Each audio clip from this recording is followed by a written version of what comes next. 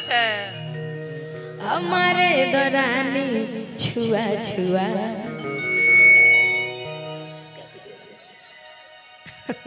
मजा आता ना। आगे से जाइए आगे से। कि नया तकिया तो सक बिछावाना अच्छा आ नए नए भइल बटे गवाना।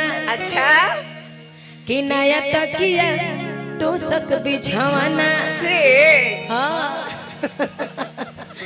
आ नए नए भइल बटे गवाना। सचो में कि चलो चांद के पार मानो बात हमार। कि चलो चांद के पार मानो बात हमार। आय अपना मर्द के ले लो दुआ दुआ अरे दुआ दुआ कि शाम है धुआं धुआं।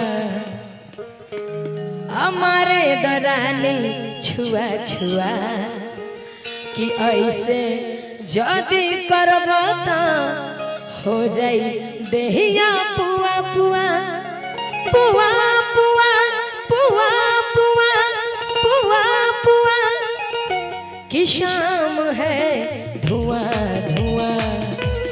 नो इसको बजाना नहीं है सिर्फ सुनाना है मुंह से। अरे मारे दरानी छुआ छुआ। लेकिन ऐसे पहले अभी जितना भी सब हिट गाना आप सबके बीच रखब हम और भी गाना चलता कि राजा बान्हो कमर में कर धनिया कि हमर जवानिया ताजा रही। कि करोड़ों में हमार बोली लागे सुनी सबके करे जवा में गोली लागे। और डिमांड पूरा करबो तो मजा रही। कि डिमांड पूरा करबो तो मजा रही। दादरा में बजाइएगा दादरा में कि डिमांड पूरा करबो तो मजा रही। लाजवाब। कि राजा बान्हा कमर में कर धनिया कि हमर जवानिया ताजा रही।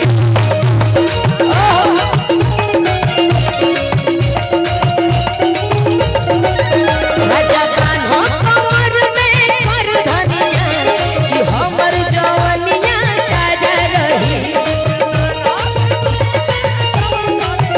क्या करोड़ों में हमार बोली लागे सुनी सबके करे जम गोली लागे।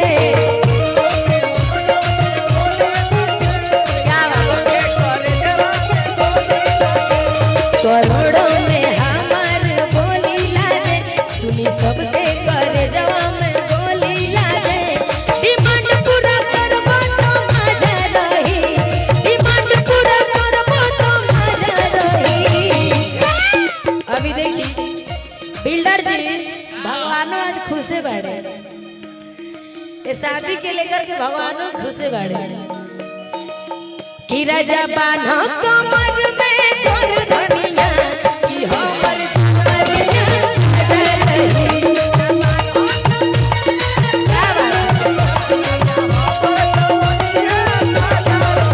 राजा बान्हा कमर में कर धनिया कि हमर जवानिया ताजा रही।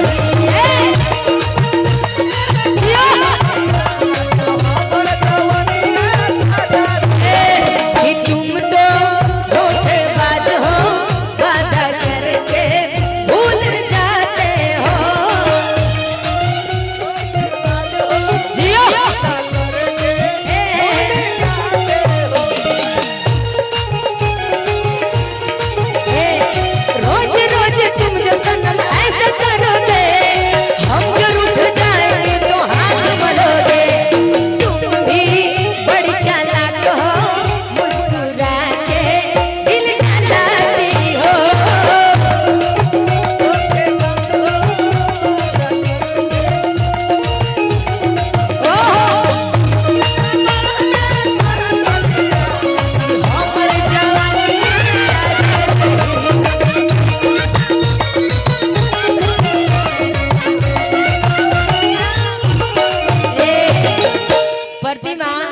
हेने अब बड़ी सुंदर लागत है रो तोरा खातिर लाइन कह फोकस करिएगा कैमरामैन जी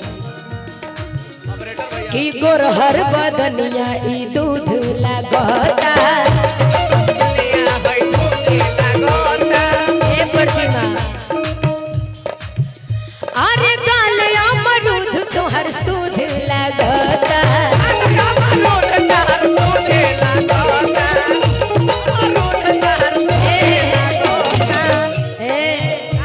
कि गोरहर बदनिया ई दूध लागता गाल अमरूद हमर सूद लागता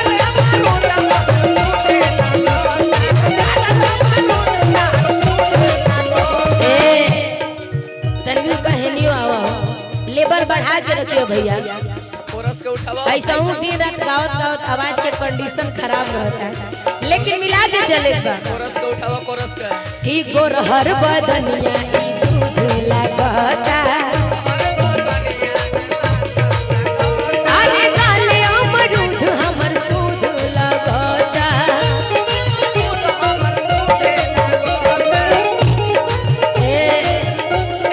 नेहा जी आदरणीय हमारे मुखिया जी से आग्रह करेंगे प्लीज मंच पे आए और जो सम्मान समारोह का कार्यक्रम अभी जी रखिए मुखिया जी को बुलाइए हम आग्रह करेंगे प्लीज मुखिया जी आप मंच पे आए क्योंकि कहते हैं मुखिया जी के स्वागत हाँ कि बादल होगी तो बरसात होगी बादल होगी तो बरसात होगी दुल्हन सजेगी तो बारात होगी बादल होगी तो बरसात होगी दुल्हन सजेगी तो बारात होगी मिलने का जो गम न कर जिंदगी रही तो मुलाकात होगी प्लीज मोस्ट वेलकम आदरणीय मुखिया जी हमारे गार्जियन बाढ़ से चल के आए हुए